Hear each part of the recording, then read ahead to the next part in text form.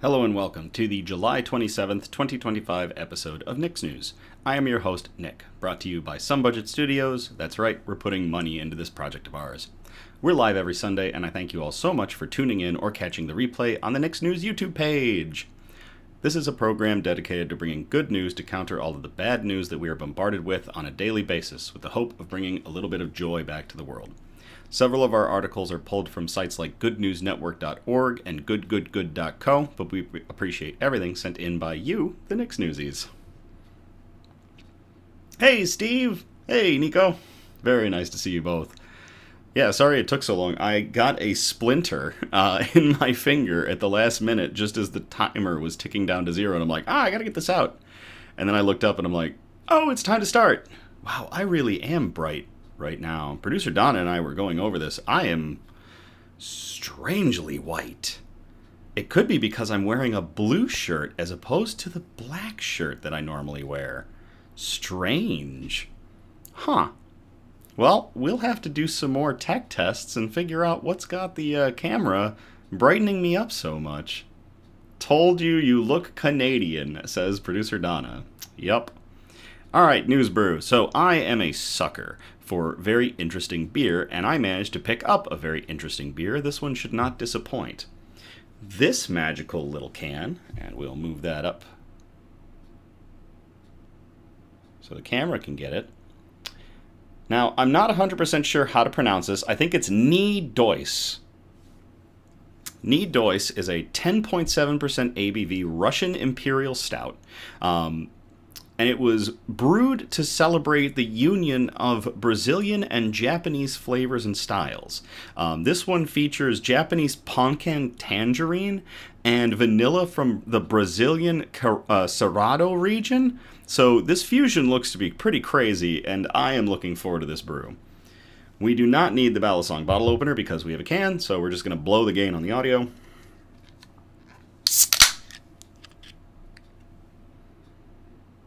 Ooh, okay. Now, because it is a pretty fancy stout, we are going to try this out in our Dragon's Milk Tiku Snifter. Dragon's Milk Tiku glass. I have a ton of Dragon's Milk Triple Mash Tiku glasses, so we'll bust this one out. I mean, they look like fancy wine glasses for beer.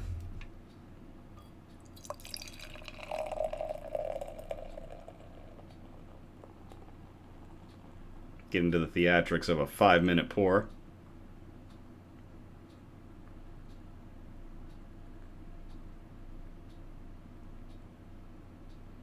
Man, the head don't stop on this one. Get all that gas out so it's not in me. So, super dark brew. The head, it's illuminated because of the ring light, but the head on it is a little darker brown, so that's really nice. We'll let that settle a little bit. We will get into our shout-outs. The cats have been keeping Steve and the crew of Tesla Tree Service busy. They have done over 30 tree rescues so far this year. Animal rescues are always free. If you haven't checked out their Facebook page, please do so and show them love. Links with likes and shares. Links are in the description for our video. So to Tesla Tree Service for all of your work. Hey! And Steve is here for all of your hard work, Tesla Tree Service and Steve, in rescuing our feline friends when they get themselves stuck in trees. Cheers.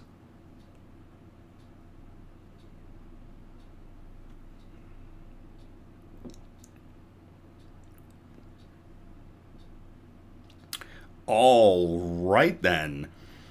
Wow. Russian Imperial Stouts are known to be very aggressive hopped stouts. So there's the hops and the kind of the coffee bitterness, and then there's a little tangerine, and the vanilla just is hot vanilla. Sharp, hot vanilla. Very wow. All right. So that is our only shout out for today. We're going to move on to our news quote. When everything seems to be going against you, remember that airplanes take off against the wind, not with it. That quote is from Henry Ford, who was an American industrialist and a business magnate, and the founder of the Ford Motor Company. And let's think about that one again. When everything seems to be going against you, remember that the airplanes take off into the wind, not with it. Or take off against the wind, not with it. So, even in the face of adversity, you can succeed, and you will. I trust you, I have faith in you. So, when everything seems to be going against you, remember that the airplanes take off against the wind, not with it. Henry Ford, everybody. Cheers.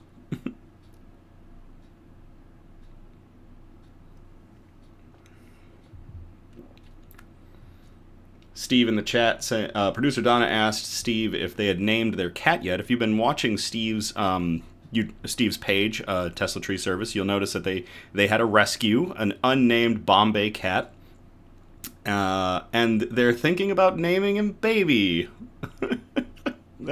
because she's a Bombay, Baby the Bombay. That would be fantastic.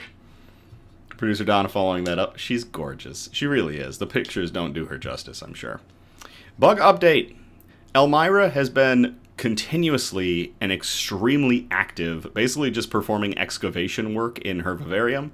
If you check out our Instagram, you can see some before and after photos. The before photos were after I classed up her home while she was asleep. I think it was back in May I did that. And now there's photos of what it looks like today. And it's a wreck.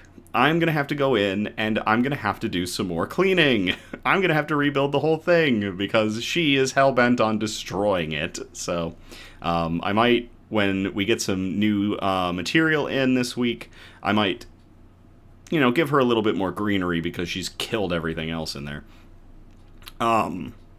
I'm now convinced more than ever that she did molt while she was gone for that long period of time, like almost 9 months she was missing. And I think she molted. I've been looking at pictures that I took of her back in August of 2024 and comparing them to now. She does seem much bigger. So I'll get some more photos of her so y'all can make your own comparisons. Ripley is scuttling around quite a bit, and if you notice, there is a little bit different layout to the tanks back here. We've got Elmira as normal, but then we have Ripley, and then we have Sue. There's a reason for that, we'll get to it. Ripley's been super busy, and hey, we got all of our parts and pieces for Ripley's new home on order. Keep an eye out for our shoutouts and our announcements. We will be doing Ripley's rehousing very soon. And it'll be a live rehousing. We're basically going to build her a new tank. This vivarium, this empty tank that's been sitting behind me for months now, is going to be her new home. It's the same size as a mantis vivarium, so I'm hoping she's looking forward to it. A lot more space for her to scuttle around, and a lot more naturalistic with lighting, with green moss and a couple plants. So should be a nice new place for her. Sue has been very moody, and I hadn't seen Sue for about 2 weeks now. Usually he'd be parked at the entrance to his burrow, but he has been AWOL, so I started to worry a little bit. Producer Donna suggested, given how close Elmira and Sue's homes were, that perhaps Sue was picking up that Elmira was out on the prowl, and here's a problem with that. Giant vinegaroons like Elmira eat scorpions like Sue. So maybe Sue was picking up that a predator was around and just wasn't coming out to play. So I moved them apart, and just last night I finally did see Sue again for the first time in 2 weeks. So I'm hoping he'll come out today during the broadcast. We'll see. But he is out and about again. I couldn't see if he'd molted yet, but I did see his claws. So I know he's alive and well in there. Just need him to come out so we can get a better look at him. That's about it for the bugs. Producer Donna, if you want in on the notification list for shows and special episodes, send me a message on our Facebook page. Links are in the description. All right, with that, we're going to get into our good news broadcast. Our broadcast is broken up into 4 major categories, and those categories are science and technology, health and medicine, flora and fauna, aka plants and animals, and wholesome notes, the really nice touchy-feely articles that we like to end on. So we're going to start off in Category 1, Science and Technology. And we called this first article, "This Isn't a Minecraft Starter House. I will copy and paste this link into the description if you would like to, or into the chat, sorry, if you would like to read along.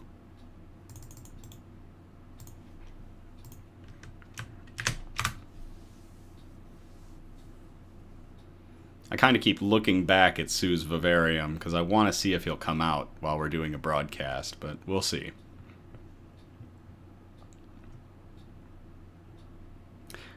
This 3D printed home is built from dirt.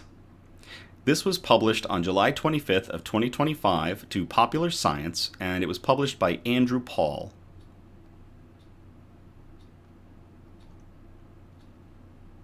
"3D printing has come a long way from dinky plastic models. In recent years, engineers have started experimenting with applying the technology to houses." We've actually had a few articles on Nick's News where we have talked about entire homes being 3D printed.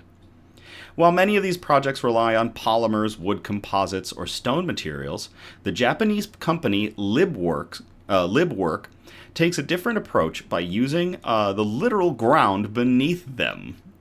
According to their website, their latest iteration, House Model B, is a 1,076 square foot single-story residence built mainly from earth, lime, and natural fibers.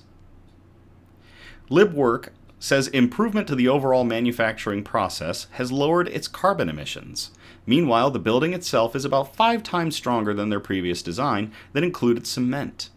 To fabricate the home located in Japan's Yamaga Kumamoto Prefecture, the company worked with Italian 3D printing firm World's Advanced Saving Project, or WASP, to construct the initial shell. WASP configured their equipment on site to create Model B's shape with the soil-based composite material and a blueprint. Once completed, workers then coated the shell in a protective glazing before installing windows, doors, and plumbing.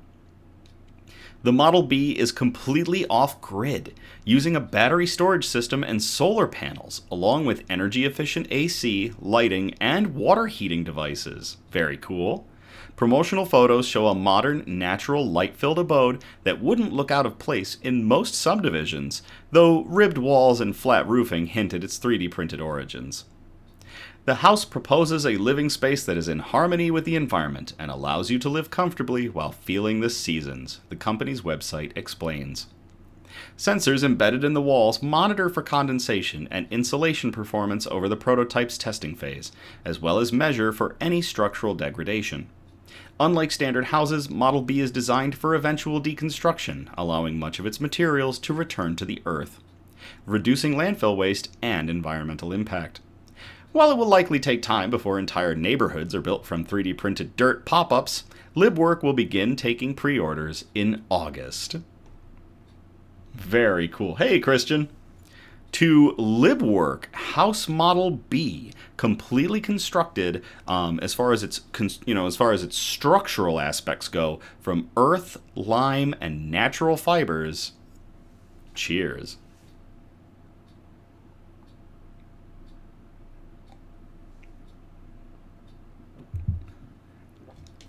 Oh my gosh.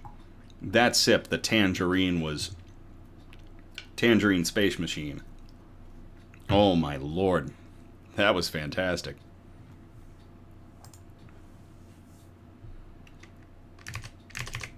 Alright, next article in Science and Technology we called Beautiful Upgrade. I will copy and paste this into the chat if y'all want to read along.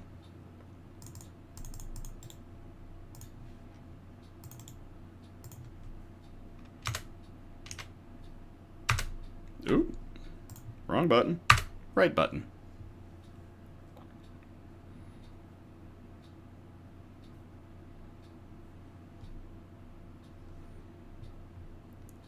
Indigenous designed mural doubles as a giant solar-powered generator, reducing 150 tons of CO2 emissions annually.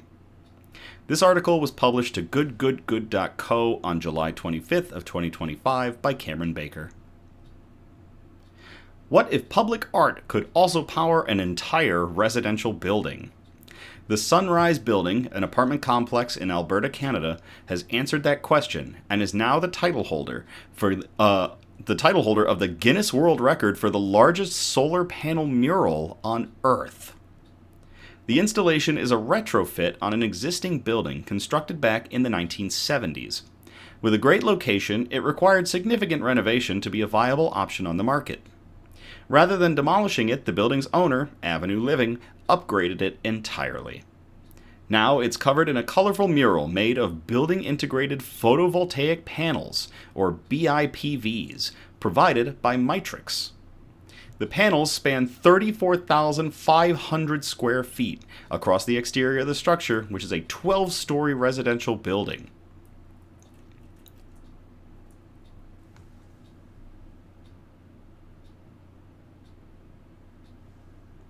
What the hell was that?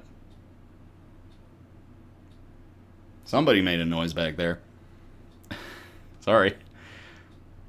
That is crazy. On the northern wall of the building is the main mural, called The Land We Share, which stands 85 feet tall by the Edmonton-based indigenous artist Lance Cardinal.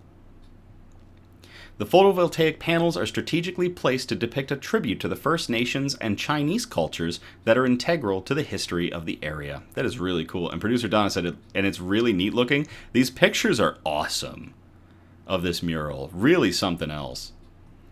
The rest of the building is covered in accenting colored panels, a mosaic of dark gray, purple, orange, yellow, blue, green, and red panels. Altogether, it provides 267 kilowatts of solar capacity and powers the building's common areas, which in turn will save building owners and residents an estimated $80,000 per year in energy costs, beginning in year 5. This saving is roughly equivalent to the building's monthly revenue from 7 additional residential units. Mitrix also shared that using this BIPV facade instead of replacing the building with cement siding yields a 4-year return on investments. So a really good return on investment on that. Hello, Riven, who is lurking, according to producer Donna.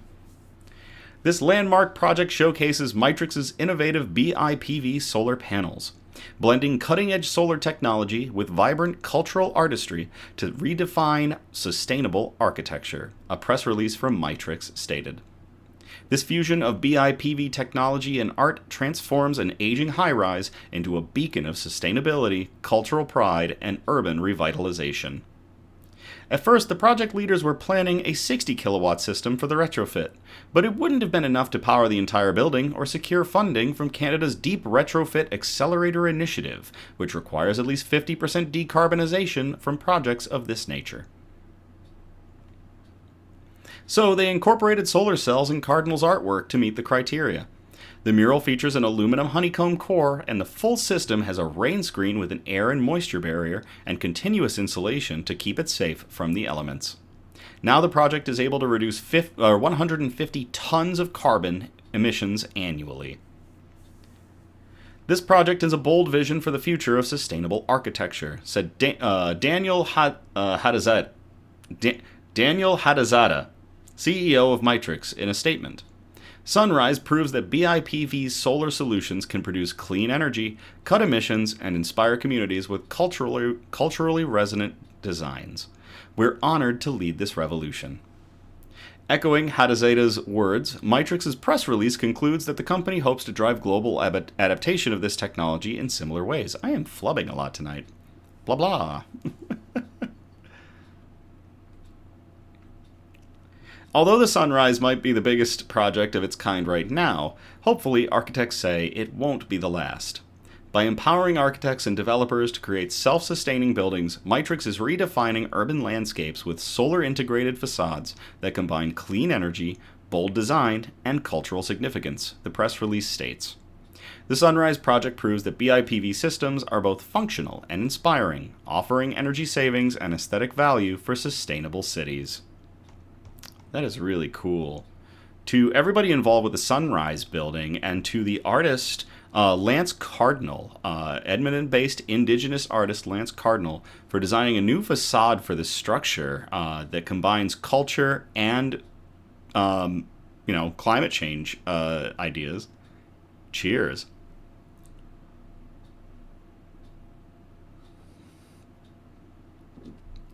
I have no idea what that sound was. It sounded like something behind me was picking a fight. I'll have to look at the tanks later.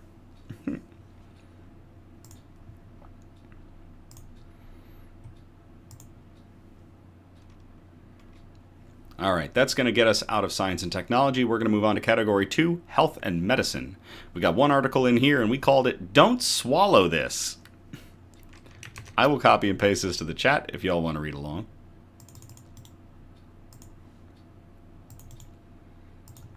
And remember, if you want to check out any of our articles in your free time, by all means, we include all of the links in the description for our videos.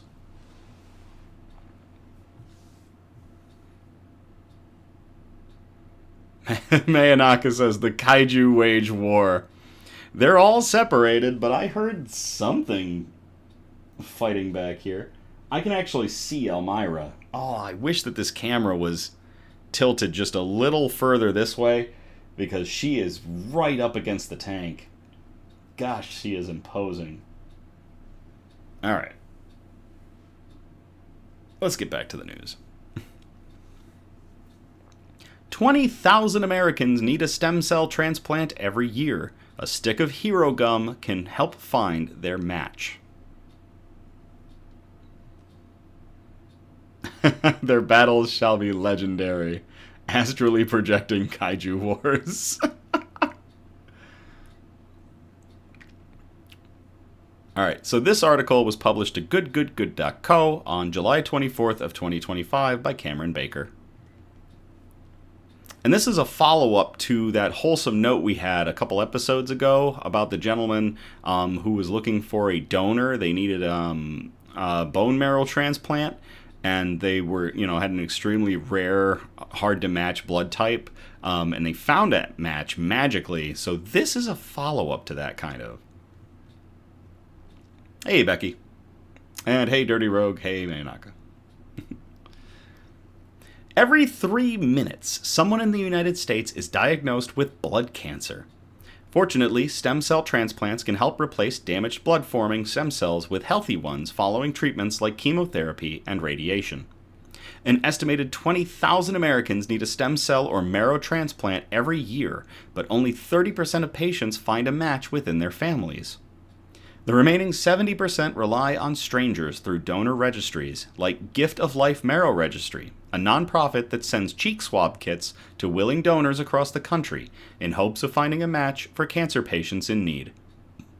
While the cheek swab method has worked for the organization for over 2 decades, a new technology aims to recruit even more donor signups across younger and more diverse populations. Introducing Hero Gum. Partnering up with Wrigley's, Gift of Life is now able to collect cheek cells through a wad of chewed-up double mint gum, which determines if a person is a match for a stem cell transplant, also known as a bone marrow transplant. By chewing a piece of gum for just 5 minutes, individuals can provide a viable sample for human leukocyte antigen, or HLA, typing and join the marrow registry. The first step toward potentially saving a life, a press release stated. And this new campaign hopes to make it easier and more fun than ever. People interested in joining the donor registry can simply request a Hero Gum kit online to be mailed to their door. From there, they just have to chew the gum for 5 minutes, place it back in an envelope, and mail it out to be analyzed. You just chew, spit, and boom, you could be someone's hero. J.A. Feinberg, the founder and CEO of Gift of Life, said in a video. No needles, no swabs, no stress. LabCorp has performed testing for the registry and confirmed that DNA-rich cheek cells left on chewed gum can be analyzed and can reliably identify HLA tissue markers, the genetic fingerprint used to match donors with patients. These donors can then help save the lives of individuals with leukemia, lymphoma, and other blood cancers and disorders. It's a fantastic way to be able to test quickly, painlessly, non-invasively, Dr. Brian Cavney, LabCorp's Chief Medical and Scientific Officer, said in a video. The non-invasive DNA collection method aims to encourage more people to join the registry, which improves the odds of a successful match for patients. The closer the HLA match, the greater the likelihood of a successful transplant and full recovery. By potentially reaching a larger and more diverse audience, the campaign could also help address racial disparities in finding donor matches. Becky says, sweet, Producer Donna, isn't it awesome? We'll post the link to request the gum for any who want to register. I think I might. According to the Cleveland Clinic, a person who is white and in need of a bone marrow transplant has a 79% chance of finding a donor through a registry, whereas a person who is black has only a 29% chance. Increasing the number of donors is crucial to saving more people and closing that gap. And for the people behind these databases, innovation is key. LabCorp is proud to power the science behind this innovative and potentially life-saving initiative, Cavney said in a statement. By teaming up with Gift of Life, we're helping turn a simple act into an opportunity to become a much-needed donor, and advancing our mission to improve health and improve lives. These tests are available online now and are also designed to be distributed at high-traffic events, college campuses, and community centers across the country. But on August 1st, the campaign will really kick off with a grand slam, debuting at Citi Field during the New York Mets vs. San Francisco Giants game. At the game, the Gift of Life team will distribute kits to an estimated 30,000 fans in what they're hoping will be the largest single-day bone marrow registry drive in U.S. history. For decades, we've worked to make joining the registry more accessible, and Hero Gum is one of our most creative approaches yet, Marty Freund, COO at Gift of Life, said in a statement. By turning something as familiar as chewing gum into a potential life-saving act, we're introducing a fresh, engaging way to connect with younger communities and expand the diversity of our donor base. At its core, this campaign is about broadening awareness and saving more lives. That is awesome. To everybody involved at Hero Gum, trying and hopefully succeeding to expand the bone marrow donor registry list across the country and potentially the world to save lives from cancer. Cheers.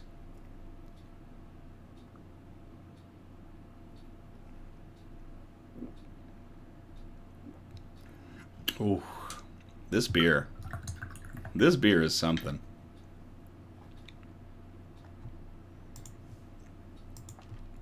We've got a lot of good.co articles tonight, I swear. All right, that's going to get us out of health and medicine. We're going to move on to category 3, flora and fauna, aka plants and animals. And we've got 2 articles in this section for you tonight. This first one we called, They See Me Rollin'. And I hope I don't get copyright struck for that. I will copy and paste this into the chat if y'all want to read along.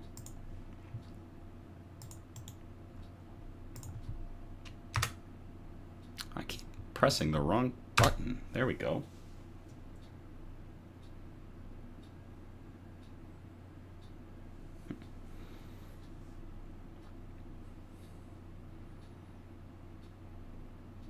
Producer Donna said also in a post, and the registry isn't just for leukemia, it's for all bloodborne cancers. So that's pretty cool. All right. 3-footed turtle given new wheels after museum staff gifts him a handmade Lego harness. This was published at good.co on July 23rd of 2025 by Megan Cook. 20 years ago, Root the turtle was brought to the Oakland Farm Zoo in Nova Scotia, Canada after being scooped up by the Natural Resources Department. Root's species, the wood turtle, is protected under the Nova Scotia Endangered Species Act, with a classification of threatened. In an ideal world, Root would have remained in the wilds of Nova Scotia for his whole life, but the small amphibian was missing his right front foot, an injury that put him at risk from predators. So for nearly 2 decades, Root lived on the Oak Lawn Farm Zoo before moving to Producer Donna, what are these titles? What is this? All right. For nearly 2 decades, Root lived on the Oak Lawn Farm Zoo before moving to Shubenacadie?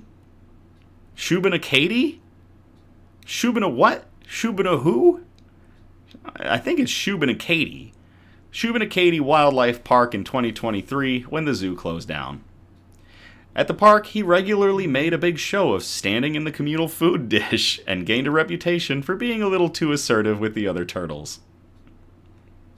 He's very bold, brave, I don't want to say overbearing, Heather McKinnon Ramshaw, an animal care specialist at the Museum of Natural History in Halifax, told the CBC. That reputation earned him a quieter spot in the nearby museum, joining a handful of resident turtles that includes a 102-year-old gopher tortoise named Gus. Most of the time, Root enjoys resting in his wood chip-filled enclosure and swimming in his tank, but 3 times a week, the turtle takes walks through the hallowed halls of the 157-year-old Science Museum. It was during these excursions that the museum staff noticed that Root's injury caused him to scrape the underside of his shell as he walked. Because one leg is essentially shorter than the other, we found that he was kind of clunking his shell down, McKinnon said. There was some wear on the shell, and we didn't want it to get worse, so he needed something to lift him up. As the staff put their heads together to help out their semi-aquatic coworker, their first draft came in the form of medical adhesive tape and bandages, but it proved unwieldy to put on and take off. Then, when a Lego exhibit popped up in the museum last December, a light bulb went off for Tessa Beisterfeld, a naturalist interpreter at the museum. Why not make Root a personalized ramp out of the plastic bricks?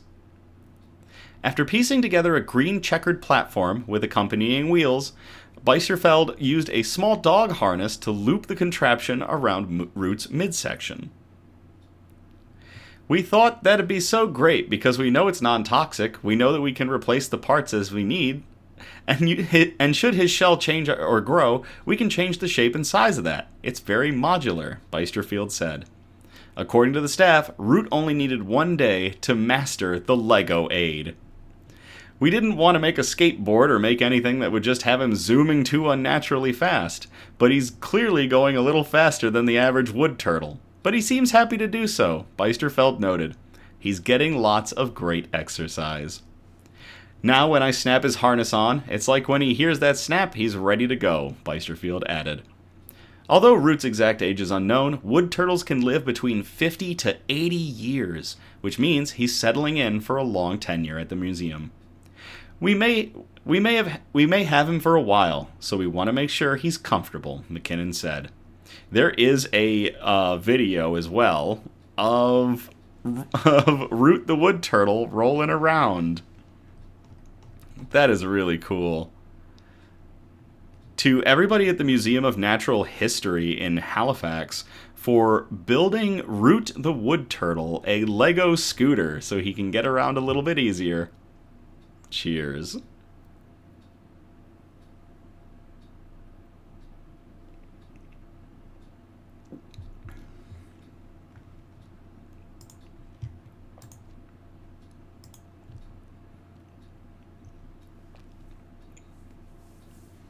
This next one is Maya says, sounds like something you and your brother would do. Yes, Chris and I would absolutely build a turtle a medical device to help it get around, I swear.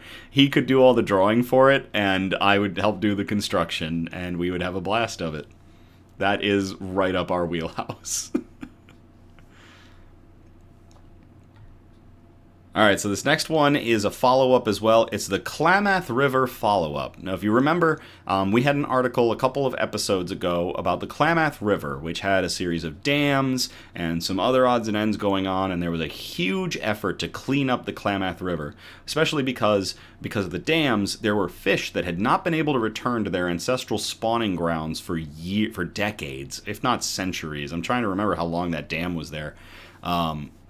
But yeah, so this is a follow-up to that. Direct follow-up to that one. So I'll copy and paste this into the chat if y'all want to read along.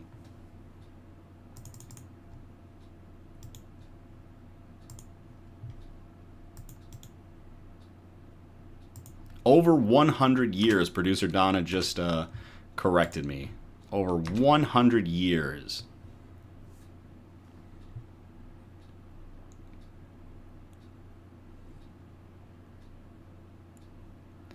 Indigenous youth complete 310-mile Klamath River journey. This was published to opb.org on July 16th of 2025 by Jarrett Work, who is part of _Native News. Producer Donna said the salmon have already started spawning in the headwaters less than 1 year after the dam removal. That is really cool. Over 100 family and community members gathered on the sand-spit shore below Requa village on the Yurok Reservation, where the Klamath River meets the Pacific Ocean, to welcome 120 indigenous youth kayakers over the last 30 days, making history as the first people to descend over 310 miles down the free-flowing Klamath River. "This is a historical moment for us," said Susan Maston, former Yurok tribal chair, past president of the National Congress of American Indians, and the president and co-founder of Women Empowering Women for Indian Nations. "We haven't had the opportunity yet to celebrate the dams coming down as a people. This moment in time, with these youth that have traveled 30 days, the river has guided them down to us," said Maston. Producer Donna said the original article was back on our October 13th, 2024 show, so that was a little while back indeed. Thank you, Producer Donna. It was a foggy morning as Maston stood on the beach, eagerly awaiting to welcome her niece and the other kayakers. For more than a century, 4 hydroelectric dams blocked the Klamath River, disrupting once abundant salmon runs and disconnecting indigenous communities from the river that they have lived along since time immemorial. The last of those dams were removed in the fall of last year, marking the completion of the largest dam removal project in history. "The most significant and important thing about it is that the river is healing," said Maston. "The river remembers," she added. "The fish are coming back to spawn where they haven't been able to in 100 years plus. The fish remember. We, as this river system, are healing." On June 12th, the young kayakers, ranging in age from 13 to 20, set out to paddle the newly free-flowing river at the headwaters in southern Oregon. And on July 11th, they made the long-awaited dream of the Klamath Basin tribes a reality once they entered the mouth of the river. Youth from the Klamath, Yurok, Karuk, Quartz Valley, Hoopa Valley, Warm Springs, as well as the Tohono O'odham Nation were represented in the program. "There have been generations of individuals and tribes who have been fighting this fight," said Maston. "Our ancestors have provided safety for them on their journey. We're just excited and want them to feel like we're honoring them because they have provided international and national attention to our river and the importance of having a free-flowing river. They have inspired millions to be advocating and fighting for their own rivers and their homelands." More than 3 years of preparation led to this moment, as youth traveled to places like Chile, Costa Rica, Canada, and Africa to train and learn how to navigate whitewater with kayak instructors from the Paddle Tribal Waters program, part of the nonprofit Rios to Rivers. As mothers helped their children dress into traditional Yurok regalia, deerskin skirts adorned with rows of abalone and shells, placing Yurok hat baskets atop their heads, and more, the sound of drums and songs blended with the cheers of those on shore as the bright neon-colored kayaks emerged from the fog, led by 2 traditional redwood dugout canoes. I look up and I see so many family members there, and so many community members, and my grandparents and everybody, and someone who's like my uncle is singing his song and drumming for us, and I was like, oh my gosh, we're actually about to finish this. We actually did it, said Daniel Frank, Hoopa tribal member and Yurok descendant, Director of Development and Community Relations for Rios to Rivers. "It felt very scenic and very deep," said Frank, "like the river and the world was having this deep moment, welcoming us into this historic place, this historic time and place." Producer Donna said, "And because of this dam removal success, several European countries are now removing old dams. With everyone going solar and wind, hydro isn't needed." "It's just a big moment in history and in everybody's lives," said 20-year-old, I do not want to butcher this. I do not want to butcher Native American names.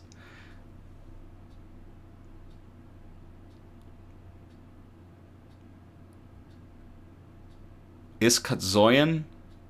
I think it's Iskatzoyan, and if I'm wrong on that, I do apologize.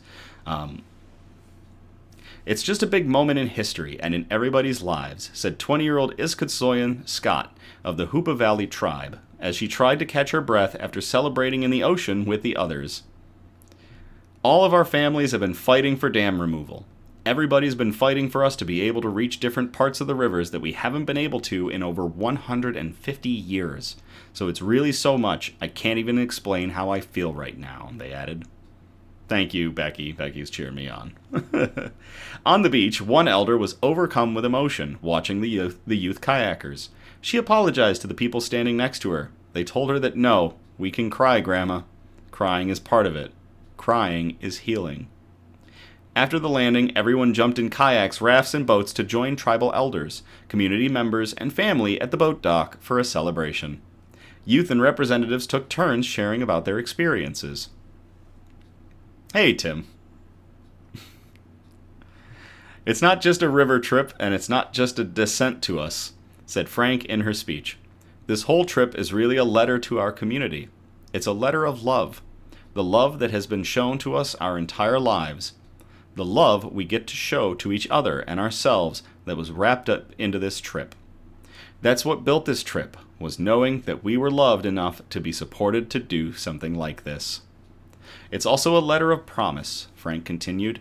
We promise that we will do whatever we have to protect our free-flowing river now.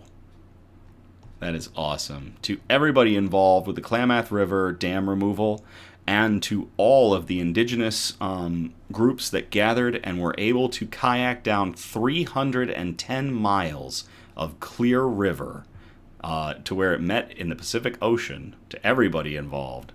Cheers.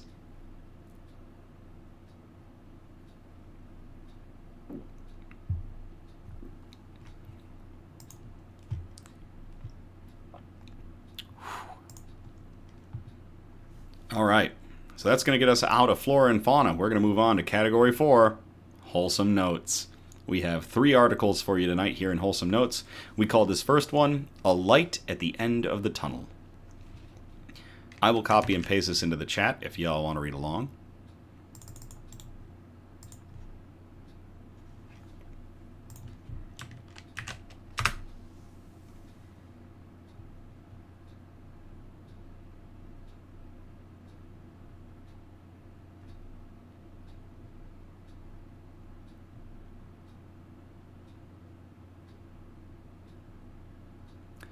A Second Chance. How a local man found his purpose after losing everything. This was published to AureliaMatters.com, and it was published on July 21st of 2025 by Linda Goodall and Rosemary Peterson. When John walked through the doors of the lighthouse, he was overwhelmed and exhausted. After accepting an early retirement package and being unable to find work, John found himself experiencing homelessness. He had lost his housing, his support system, and his sense of self. He spent the first few weeks in a fog, often retreating to his car just to breathe and gather the strength to carry on. I was just in shock, he says. I'd sit in the car scrolling through job postings, thinking, I'm just one of 400 applicants, and those weren't even jobs I wanted. Like many who come through the shelter system, John was dealing with the trauma of sudden homelessness, compounded by stigma and isolation. But it wasn't just a roof over his head that changed his direction. It was the staff who saw his potential. They didn't break the rules for me, John says, but they met me where I was at. That told me they believed in me, and that gave me the strength to believe in myself. The lighthouse staff became a support network John never had. He was offered encouragement, structure, and flexibility, which made space for him to recover, reset, and reimagine his future. After arriving at the lighthouse, John enrolled full-time in the social service worker program at Georgian College. Despite battling pneumonia while living in the shelter, John pushed through his studies and landed on the dean's list twice. The support he received from Georgian College staff, including professors who made accommodations and checked in on his well-being, played a major role in his academic success. I fell asleep studying for an exam in a snowstorm, in my car. My professor drove to the lighthouse, brought the test with him, and I wrote it here. That act of kindness boosted my grade and kept me going, he says. John is thankful to Jay Fallis for going over and above to support him. Through his connections at the Lighthouse and Georgian College, John was invited to take part in Humanities 101 at Lakehead University, a course designed to make post-secondary education more accessible to people facing barriers. He hesitated at first, but found himself enjoying it more than he expected. It was just a little something to keep my mind engaged, he says, but it opened my eyes and it opened doors. Now in school full-time and thriving, John is clear about what helped him get here: support, connection, and people who saw beyond his circumstances. But he's also vocal about the gaps in the system. We're putting band-aids on things, he says. People leave shelter or detox with no follow-up support. They return to the same environment with no stability, and then we blame them when they relapse. His voice grows firmer as he talks about the importance of post-shelter programs and sustainable housing. He has seen peers return from treatment only to fall back into addiction because they had nowhere else to go. There needs to be a real plan when someone is ready for change, he says. Support on the outside is everything. John is now using his lived experience in his placement and coursework, quickly gaining a reputation for his ability to connect with participants. I know what they're going through. I've been there. When someone talks to you like a person and not a problem, that changes everything, he says. He dreams of becoming a professor one day, combining his education and life experience to shape the next generation of social workers. He's passionate about teaching others to see people for who they are, not for the labels assigned to them. We would never call someone cancer, he says, but we say addict like it defines them. We need to change that language. We need to understand how people get here, not just judge them for where they are. While John is focused on his future, he carries the pain of being separated from his children, who were told a version of his story that didn't reflect the truth, but he's holding out hope. I know if I ever get the chance to sit in front of them, they'll see who I really am.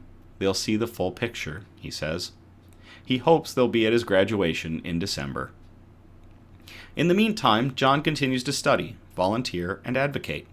He's determined to be a voice for change, using his story not to dwell on the past, but to help shape a better future for himself and others. If more people in the community could see the full stories, not just the tents or the headlines, they'd understand, he says. They'd see there are people like me trying every day to move forward, and they'd know that support really does make all the difference. To the Lighthouse for taking in John, I don't think it lists John's last name. I think it's just John, and that's perfectly fine. To the Lighthouse and to John for continued work in proving people are people and treating them as such, and seeing them through and supporting them in their worst times. Cheers.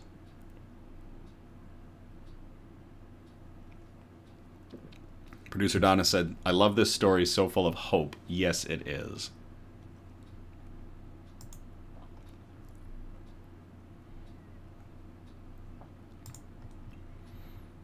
We call this next one Paint It Forward. And I will copy and paste this into the chat if you all want to read along.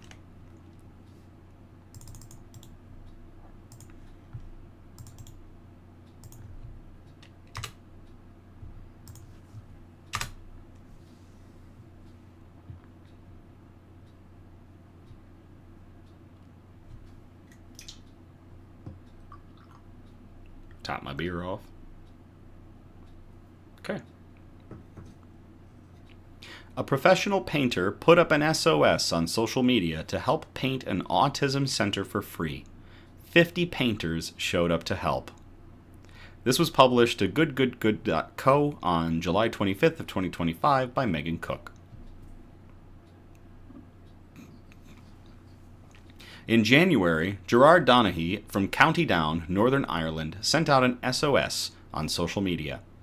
We need your help, Donaghy wrote on Facebook. We're looking for a building that serves the community and truly deserves this support. This could be a special needs school or support service, a community center, a homeless charity, a mental health organization, or perhaps someone who is making a real difference in people's lives. Donaghy runs Paintworks NI with his wife, Danielle.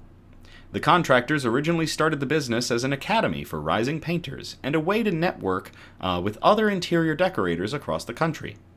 Now they're using their platform to find buildings in the community in need of renovation and help them out for free. The latest nominee? Helping Hands Autism Resource Center in Dundonald.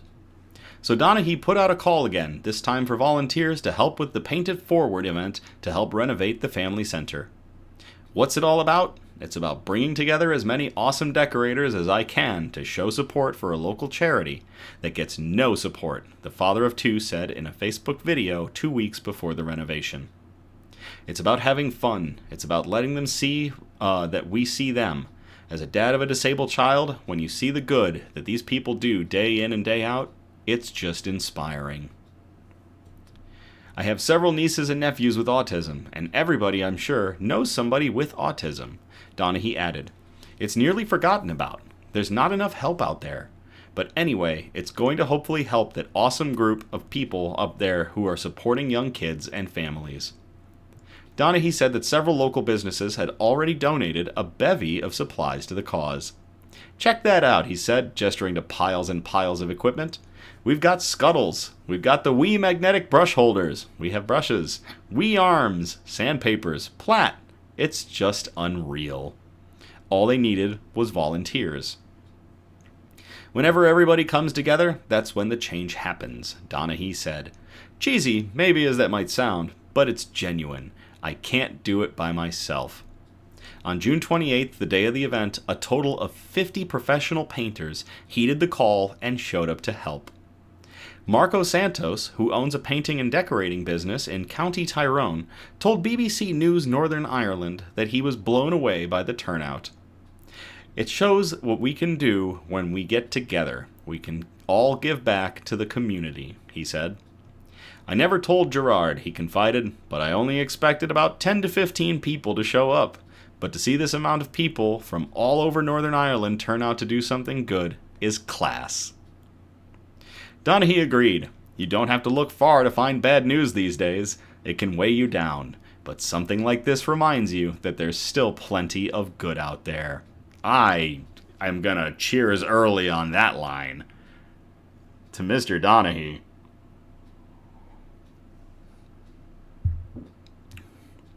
Together, the team gave the exterior a fresh coat of paint, as well as an inviting rainbow. The inside walls, which had been left blank, were given big splashes of color. I walked into their space and saw what they were trying to do, and I just knew we could help make it better, Gerard said.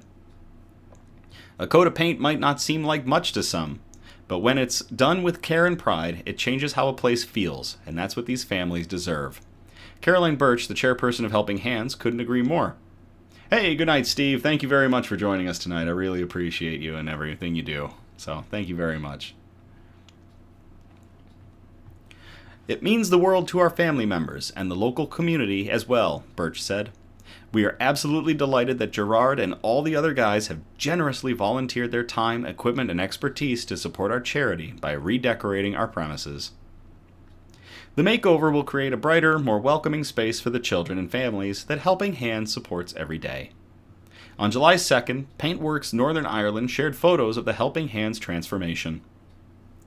One more big, massive thank you to the amazing people who made Saturday possible, Donahue wrote, tagging the many sponsors and volunteer decorators for their time and donations. What a day, replied a volunteer painter at White's Decorators. Keep up the good work.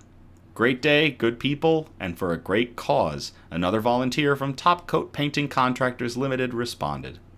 Exceptional day was had by all, added a third volunteer, Trevor Gill.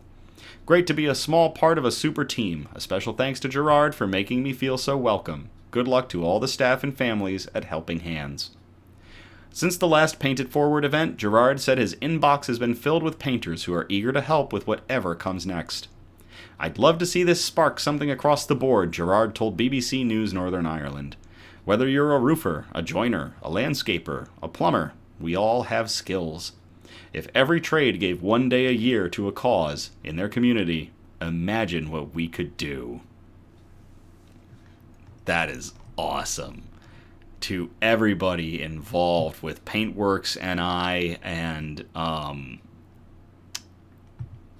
Paint It Forward, to Mr. Donahue, Gerard Donahue, and everybody involved for making life a little bit better for everyone at these centers. They're helping out at all these nonprofits wherever they go. Cheers. Thank you, producer Donna, for posting Painted Forward. I was struggling there. Alright, last article of the night. We called this one Colossal Cleanup. And I'm going to copy and paste this into the chat if y'all want to read along. I know it's been a long night with a lot of great episodes, or a lot of great articles, but we got this last one to go through.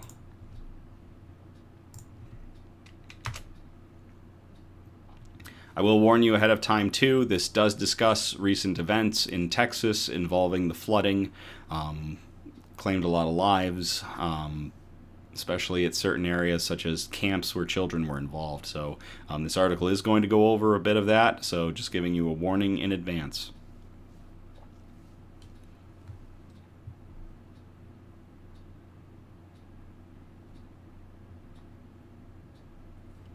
Colossal cleanup effort allows summer camp to reopen after Texas floods.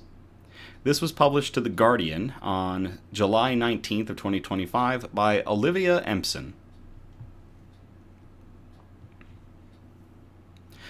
Just days after the devastating Texas floods killed 27 campers and counselors from Camp Mystic, another summer camp has reopened its doors 30 miles downstream. A colossal cleanup effort from the surrounding community enabled Camp, a residential program serving youth with disabilities, to welcome visitors again this summer. Our campers will be able to enjoy our riverfront activities much sooner now, said Ken Kaiser, the Director of Facility Operations for the camp. In the midst of heartache, we got to see the best of humanity through these volunteers who came from all over Texas and beyond.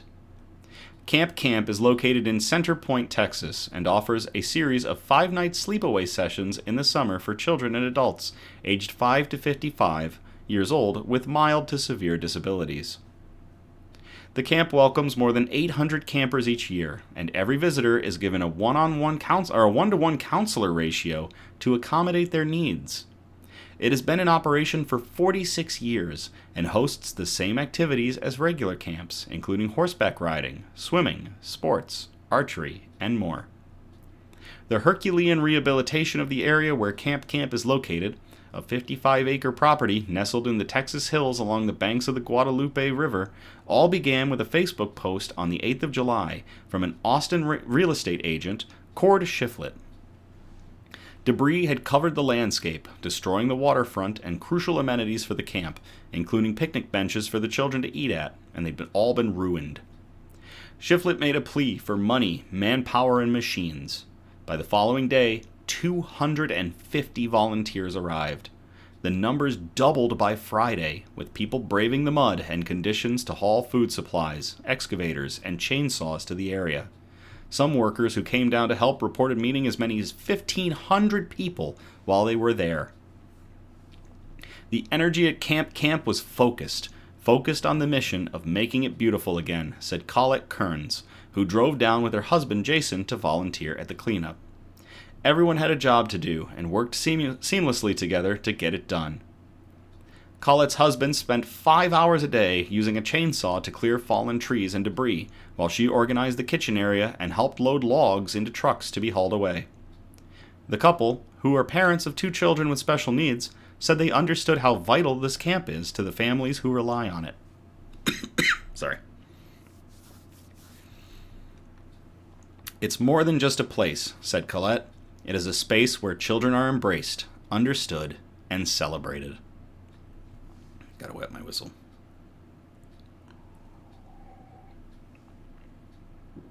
Oh, there we go. Another hero of the rehabilitation project was Rusty Borland, who, in numerous Facebook posts about the cleanup, has been praised for his hard work, resilience, and determination. Borland was at a wedding in Dripping Springs, Texas, when he began receiving calls from people seeking assistance in the aftermath of the floods. Having helped with relief during the Hurricane Harvey and Tropical Storm Bill cleanups, he had experience in rebuilding. Still, he had no idea when he packed one change of clothes that he would actually be down there for 6.5 days. He told his wife he was loading a machine and driving south. Driving down, it felt unknown, Borland said. We were all being told to not just self-deploy, but nothing compares to this in terms of human devastation.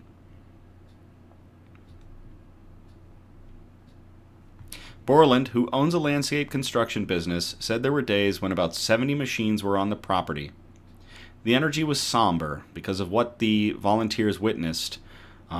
He plans on seeking professional help now that he's home for what he was going through while he was down there cleaning. And going through tragedies like this, if you ever volunteer, I highly implore you speak with people afterwards. It really is a completely different experience. And talking to somebody about it can make a world's difference to you and your mental health. So I told everyone, look, we're basically faced with the most difficult situation imaginable.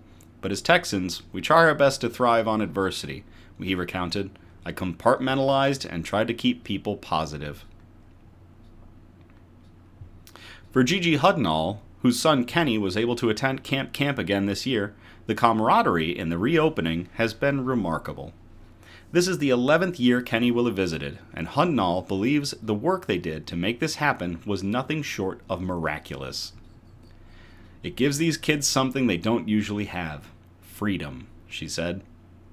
When we heard about the floods, our hearts broke for the lives lost and for the camps. It makes me proud to be among people who care and will give to help kids like my son. To over 1,500 people who went to Camp in Texas to help restore it after devastating floods destroyed much of its amenities, so that it could be opened this summer and provide a chance for children with disabilities, people with disabilities, just to have 5 days of fun camping experience and a great time. Cheers.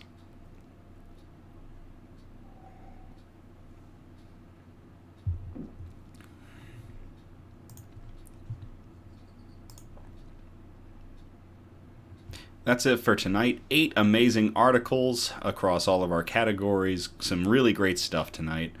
Thank you all again for tuning in or catching the replay on the Knicks News YouTube page.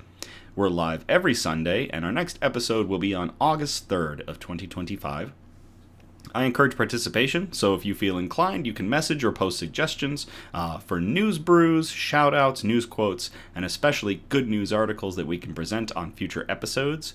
If you do send us a bunch of articles, we ask that you spread them out across our 4 categories, which again are science and technology, health and medicine, flora and fauna, aka plants and animals, and wholesome notes, the really nice stuff that we like to end on. You can message us on Facebook or Instagram, or email us at somebudgetstudios@gmail.com.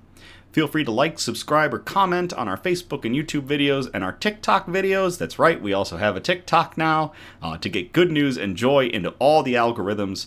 If you are going to be proposing SEO improvements, don't need to apply. We're not looking for them. But I can't thank you all enough for everything you do. Every interaction with our content continues to drive Knicks News, continues to drive our numbers, and most importantly, it continues to drive our Hope Core product that we have here, our good news, out into the algorithm so that we can battle all this bad news that we're just bombarded with every day.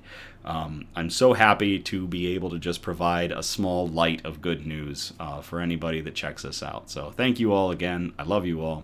Have a great night, and I will play us out.